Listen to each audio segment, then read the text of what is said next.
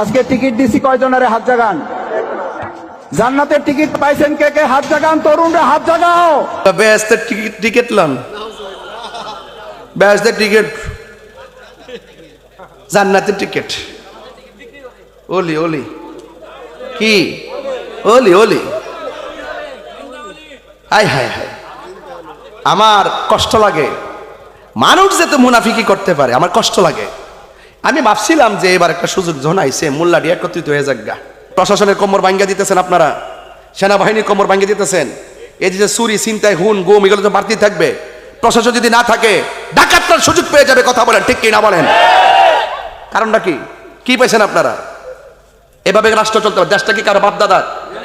দেশটা সবার। এই বৈষম্য শুধু সুন্নিদের সঙ্গে করা হচ্ছে, আল্লাহর যে মাজারগুলো ভাঙ্গা হচ্ছে।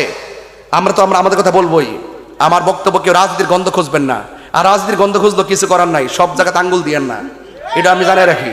সব জায়গায় মামলা করছে না কতগুলা, আইন সামনে আইন, অসুবিধা কি? লয়ে যান না, কইছি আমি ডাইরেক্ট কই দিছি আমার নামে যতলা মামলা হয়েছে সব তো ওয়ারেন্ট করে রাখছেন, আমার ধরে লয়ে যান। ধরার সময় বলতেইব আমি অপরাধী, প্রমাণ দিয়া কাগজটা দেখাইয়া সাক্ষী প্রমাণ লয়ে আমার ধরে লয়ে যান, তাইলে আমি 90 দিন যেতে হমনি।